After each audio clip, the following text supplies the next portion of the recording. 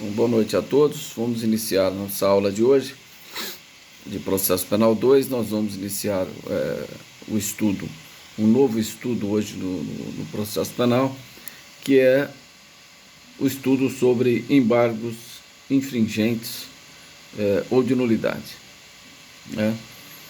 É uma matéria nova, né? A última aula nós falamos sobre carta testemunhável. E hoje, então, nós vamos iniciar o estudo sobre embargos infringentes ou de nulidade. Tudo bem?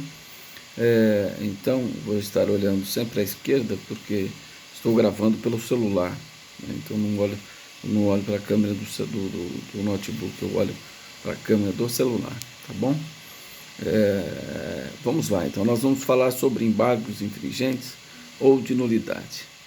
Em primeiro lugar, deve ser sanado qualquer dúvida que porventura exista sobre as duas terminologias, embargos infringentes ou de nulidade. Deve ficar esclarecido que nós estamos tratando de um único recurso, tá? De decisão de segundo grau, não unânime, desfavorável ao réu. É isso que nós estamos a tratar. Tanto que uma das características principais desse recurso é ser um recurso exclusivo da defesa. Exceto no Superior Tribunal Militar, artigo 538 do Código de Processo Penal Militar, que lá ele não é um recurso exclusivo da defesa. Lá a acusação também pode interpor embargos infringentes. Então, nós estamos falando do artigo 538 do Código de Processo Penal Militar. Com esta exceção, os embargos infringentes ou de nulidade é um recurso exclusivo da defesa. Essa é a sua característica principal. Então, se perguntarem a vocês, quais são os recursos exclusivos da defesa? Embargos infringentes ou de nulidade, revisão criminal, que não é um recurso, mas é uma ação, é exclusiva da defesa. Não existe revisão criminal pró-societária, né? E também tínhamos o protesto por novo júri, né? Que ainda tem alguma consequência ainda, quem cometeu o crime antes da revogação do protesto por novo júri, se é possível ainda, mas já posicionou os tribunais que não, que a norma de direito processual tem eficácia imediata, até o saudoso Luiz Flávio Gomes dizia, mas a norma que revogou o protesto por novo júri é uma norma mista, híbrida, então ela poderia retroagir para alcançar os casos que foram cometidos antes da revogação do protesto por novo júri, quando o sujeito era condenado a um só crime pelo tribunal do júri, a pena igual ou superior a 20 anos, né? Mas isso não tem prevalecido, mas existe essa tese. Mas então falei da característica, acabei entrando no assunto, pulei para outro, né? Falei da característica, mas eu estava a falar para explicar para vocês que não existe dois recursos, é um recurso só. Só que, a depender da matéria, eu chamo de uma forma, eu chamo de outra. Por exemplo, se a matéria que está em análise é matéria preliminar, é matéria processual, por exemplo, eu estou discutindo uma nulidade por cerceamento de defesa. Então, a minha preliminar do recurso é nulidade por cerceamento de defesa. Então, o juiz de primeiro grau cerceou a defesa do meu cliente, e aí no recurso próprio eu entrei com apelação, o recurso em sentido estrito, e aí, se eu estou discutindo só preliminar, eu vou chamar de embargo de nulidade. Por que eu vou chamar de embargo de nulidade? Porque a minha matéria é matéria processual. É matéria processual. Eu estou discutindo nulidades, artigo 564 do Código de Processo Civil, ou garantias constitucional do artigo 5º. Então, eu vou chamar de embargos de nulidade, quando envolver questões de natureza processual. Mas é um fundamento, só um recurso, processamento é o mesmo, tudo é a mesma coisa. Eu só vou mudar o nome a depender da matéria que está em jogo. Agora, se eu estou discutindo que na apelação que não há prova suficiente para condenar, né, e essa apelação ficou 2-1 não unânime desfavorável ao réu. Então, nesse caso, caberá os embargos, mas aí eu vou dar o nome de infringentes. Por quê? Porque eu estou discutindo questões de mérito, questões de natureza de direito material. Então, eu dou o nome de embargos infringentes. Tá? Então, ele está previsto aí no parágrafo 1 do artigo 609, nós vamos fazer a leitura do Código de Processo Penal, mas não há que se falar que existe dois tipos de recurso. Não, é um recurso só. Eu só vou mudar a terminologia a depender da matéria que será objeto de julgamento. Se a matéria é processual, eu falo em base de nulidade. Se a matéria é de direito material, eu falo embargos infringentes. Tudo bem? Tranquilo nesse aspecto? Ok? Então tá bom. Falamos da sua principal característica. A sua principal característica é um recurso exclusivo da defesa. Isso não pode ser discutido. Então é um recurso exclusivo da defesa. A quem pode interpor o recurso, então? Então vamos falar da legitimidade já, para deixar certo essa questão da legitimidade. Quem tem legitimidade para propor embargos infringentes? Então, somente o réu. Porque se é um recurso exclusivo da defesa, somente o réu.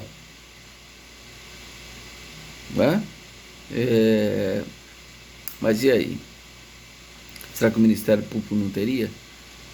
Como fiscal da lei, a doutrina diverge nesse assunto, mas tem entendido que o Ministério Público, antes de parte, ele é o fiscal da lei, e como fiscal da lei, ele poderia interpor embargos infringentes ou de nulidade em favor do réu, mas nunca em desfavor do réu, porque aí não tem previsão legal.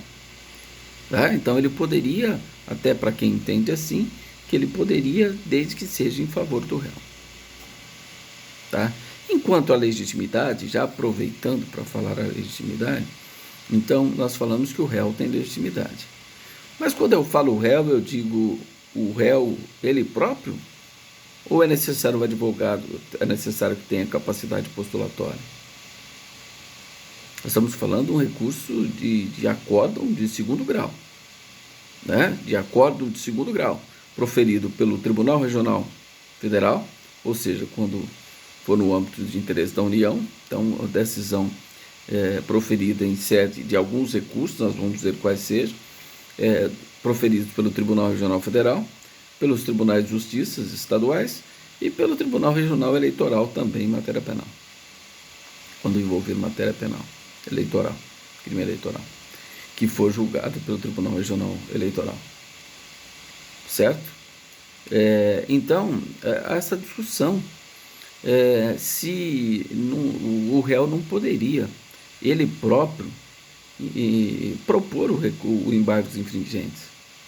Então, por exemplo, a Ada Pellegrini Grinove, saudosa Ada Pellegrini Grinove, Antônio Scarancio Fernandes, Antônio Magalhães Filho também, que escrevem sempre matéria processual junto, tem um livrinho lá da Teoria Geral do Processo, lembro também a época da faculdade, ainda era da capa amarela,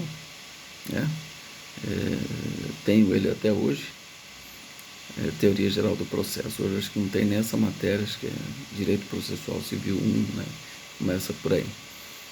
Então, ele entende que o réu, ele mesmo poderia interpor. Mas aí nós remetemos ao próprio Estatuto da Ordem dos Advogados do Brasil, a Lei 8.906 de 94, no seu artigo 1º, inciso 1º, que só faz exceção ao habeas corpus. Então, se a lei quisesse, o Estatuto da Ordem dos Advogados quisesse excepcionar, ela teria o feito expressamente e não fez. Portanto, está a exigir a capacidade postulatória nos embargos infringentes. Então, é necessário que tenha capacidade postulatória. Tudo bem?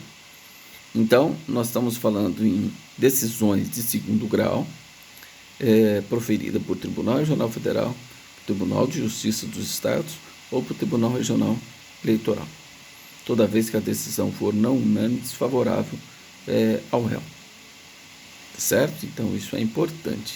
Agora, nós temos que saber, e aí isso tem que ficar gravado, em que recurso cabe os embargos infringentes ou de nulidade. Em que recurso? Ou em que ação? Por exemplo, será que cabe uma ação de revisão criminal? Quando ficar 2-1 desfavorável ao réu? Por exemplo, 2 desembargadores votam pela prisão, um desembargador vota pela soltura. Então nós temos um acórdão de segundo grau, não unânime, desfavorável ao réu. Será que cabe embargos infringentes?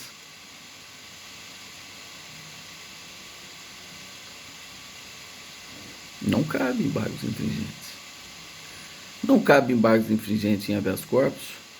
Não cabe embargos infringentes em ação de revisão criminal. Não cabe embargos infringentes em mandado de segurança em matéria penal. Entende-se que cabe embargos infringentes em acórdão de apelação, acórdão de recurso em sentido estrito.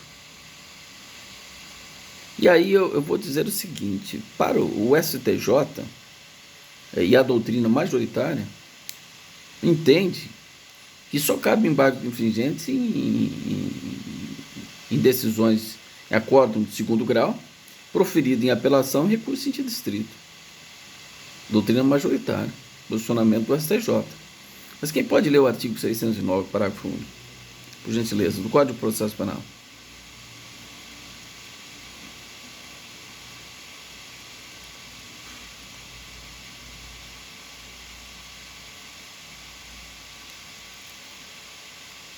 Que localiza aí? Vamos trabalhar com o código.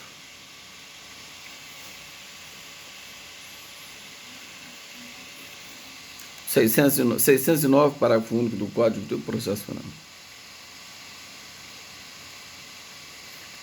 Só porque, já vou até, enquanto você localiza, eu vou explicar, porque essa doutrina majoritária, o próprio STJ, entende o seguinte, que os embargos infringentes ou de nulidades, ele está previsto no capítulo que trata do processamento de recurso de apelação e recurso em sentido estrito. Então, se você olhar o título, você pode ler o título para a gente aí, quem que é o Henrique, tá lendo? Só lê o título para a gente aí. Tem um microfone, eu acho que está dando problema aí. Vamos lá, quem pode ler o título? Logo acima.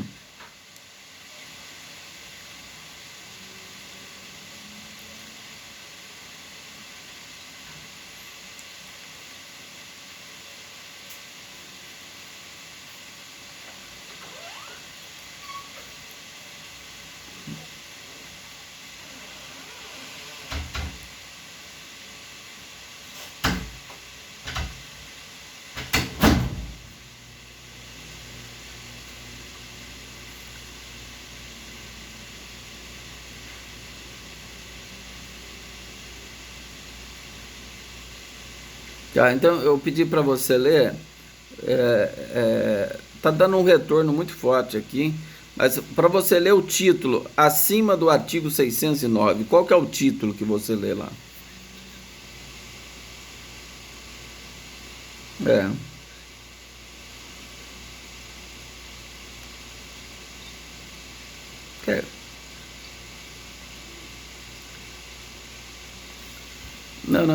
Não, o seu microfone está dando um retorno muito alto. Se o Henrique puder, se ele estiver no artigo, se ele puder fazer a leitura, vamos ver se melhora o microfone.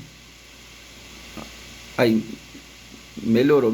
Estava dando um retorno muito alto para mim aqui no microfone aberto. Você pode ler o título lá, hein? Grande.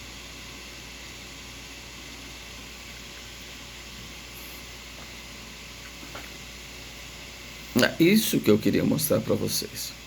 É isso que eu queria dizer. Então, nesse título aí, tá falando que é do julgamento do recurso de apelação e do recurso em sentido estrito.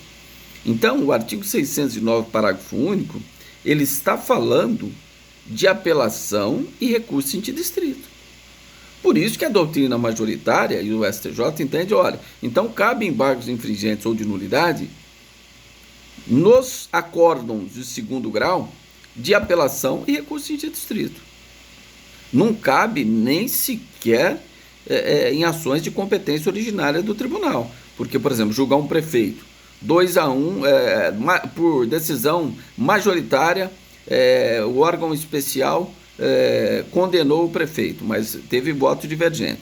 Não cabe embargos infringentes por falta de previsão legal. Então, de competência originária. Temos um acordo proferido pelo Tribunal de Justiça, mas, portanto, não cabe embargos infringentes por faltar previsão legal. Certo?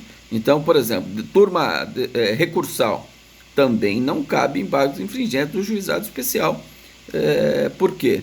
Porque nós estamos falando em tribunal. Turma recursal não é tribunal. Portanto, não cabe embargos infringentes em juizado especial. Certo? Então, eu coloquei essa questão para deixar bem taxativo, mas eu vou explicar agora outras razões. Não entendo dessa forma de jeito nenhum. Por quê? O próprio Tribunal de Justiça do Estado de São Paulo, no regimento interno, no artigo 841, inciso 2, letra C, do regimento interno do Tribunal de Justiça de São Paulo, ele diz que também cabe embargos infringentes no agravo à execução. Mas a questão é lógica. Por que tem que admitir embargos infringentes ou de nulidade no agravo à execução? Porque antes de 1984, todas as matérias que eram proferidas pelo juiz da execução eram impugnáveis via recurso em sentido estrito. E se fosse não unânime desfavorável ao réu, sempre era possível embargos infringentes ou de nulidade. A partir de 84, com a Lei de Execução 7.210/84, que criou o agravo à execução, lá no artigo 197 da referida lei, todas as decisões do juiz da execução passaram a ser impugnáveis via agravo à execução. Então, nada mais lógico do que admitir os embargos infringentes ou de nulidade no agravo à execução. Tanto que, conforme eu repito, artigo 841, inciso 2, letra C, do regimento interno do Tribunal de Justiça de São Paulo, admite perfeitamente os embargos infringentes em agravo à execução. Pode ser que outro tribunal estadual, tribunal federal, não admita no seu regimento interno, entenda por essa corrente majoritária, até mesmo pelo entendimento do STF sobre o caso. Tá certo? E outra questão, aí é uma questão lógica, aí é uma questão não é de admitir ou não, né? Por exemplo, a carta testemunhável. O juiz denega o recurso em sentido estrito. Você entra com a carta testemunhável. Se a carta testemunhável está devidamente instruída nos moldes do artigo 644 do Código de Processo Penal, o que o tribunal vai fazer? Ele não vai julgar a carta como se fosse o próprio réu?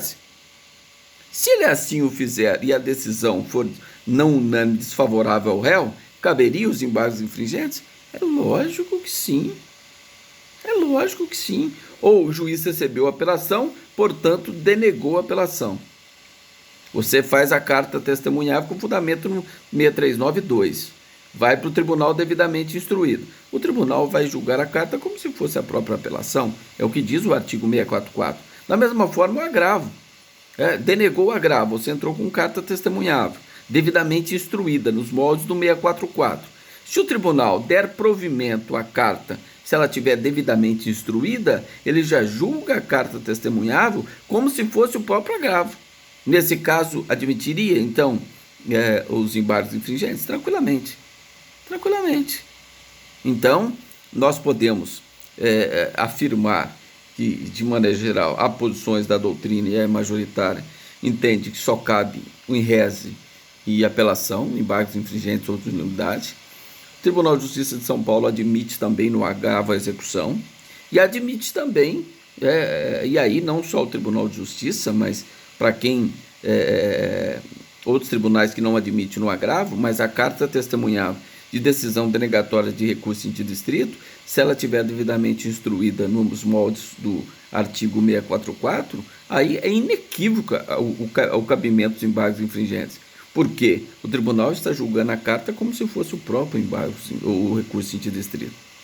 E para aqueles que admitem agravo, como no Tribunal de Justiça de São Paulo, denegou o agravo, entrou com carta testemunhável, devidamente instruída. O tribunal já julga a carta como se fosse o agravo. Se a decisão ficar 2-1 desfavorável ao réu, caberia embargos infringentes tranquilamente desta carta testemunhável, que foi julgada nos termos do artigo 644, última parte. Tá certo? Tudo bem? Tranquilo? Então isso é importante. Quais os acórdãos de que recursos são impugnáveis via embargos infringentes ou de nulidade? Isso tem que ficar claro. Então, eu dei posição doutrinária, dei posição do STF, do STJ e dei a posição lógica do 644 no recurso em sentido estrito e lógica também no agravo execução aqui para o Estado de São Paulo, no Tribunal de Justiça de São Paulo. Outros tribunais que não admitem o agravo podem não admitir também a carta testemunhável de agravo no 644, cabendo embargos infringentes ou de nulidade. Tá certo? Só para vocês saberem que existe essa questão. Tá? Então, outra questão que deve ser apontada e de extrema importância, que é necessário que haja a divergência, a decisão não unânime desfavorável ao réu. Agora, eu pergunto a vocês, e se a decisão for unânime, mas houver uma divergência na motivação dos votos? Isso pode acontecer. Não pode acontecer? A decisão é unânime, mas há uma divergência na argumentação, na fundamentação. Então, eu não tenho uma decisão não unânime desfavorável ao réu. Eu tenho uma decisão unânime, cuja divergência existe na argumentação do voto. Vou dar um exemplo para vocês entenderem. 3 desembargadores absolvem. Esse é um exemplo justamente que responde à questão, né? 3 desembargadores absolvem o réu. 2 desembargadores absolvem o réu com o fundamento no artigo 386, inciso 7º do Código de Processo Penal. Ou seja, eles estão absolvendo porque não há prova suficiente para a condenação, que é aquela absolvição genérica, inciso 7º do artigo 386. E um desembargador absolve o réu com fundamento no 386, inciso 4º. O que é o inciso 4º do 386? Está provado que o réu não concorreu para a prática do crime. Ficou provado que o réu não concorreu para a prática do crime. Então, nós temos aí uma decisão unânime, mas a motivação do voto ela é divergente. 2 desembargadores absolvem por insuficiência de provas e um desembargador absolve dizendo que ficou provado que o réu, não concorreu para o crime. Nesse caso, então, nós estamos falando que se seria possível você propor embargos infringentes, porque aí você está discutindo o mérito, então é infringente, não é de nulidade. Seria possível? Vocês acham que seria possível? E qual a argumentação, qual a fundamentação quem entende ser possível?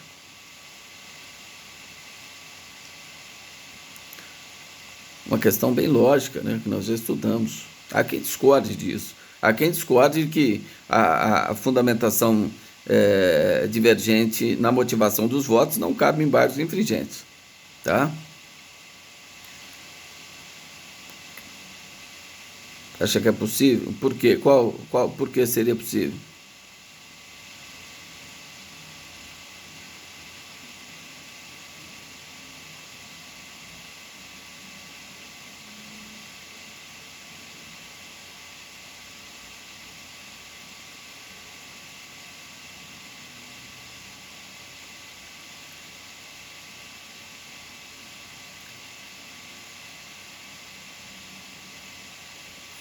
Tá, mas o que mudaria isso para você se ser absolvido com fundamento ou com outro? Se você está absolvido, decisão unânime de absolvição?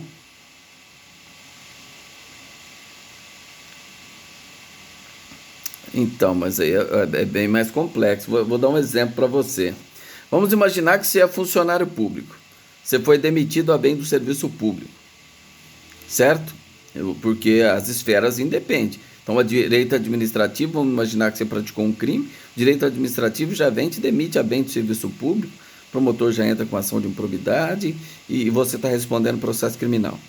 Aí, na apelação, você foi condenado. Na apelação, dois desembargadores te absolvem com fundamento no inciso 7º, tá? Absolvição do funcionário público com fundamento no inciso 7º lhe dará direito à integração? Não, porque essa absolvição não faz coisa julgada no cível. Agora, e se o direito criminal falar assim, olha, eu estou te absolvendo com fundamento no inciso 4 do 386, porque ficou provado que você não concorreu para o crime. Eu pergunto a vocês, esse funcionário será reintegrado ao cargo público ou não? Essa decisão faz coisa julgada no cível, no administrativo ou não? Fará coisa julgada, né? Então, olha o reflexo. Então, toda vez que tiver um reflexo extrapenal, ainda que a divergência seja só na motivação dos votos,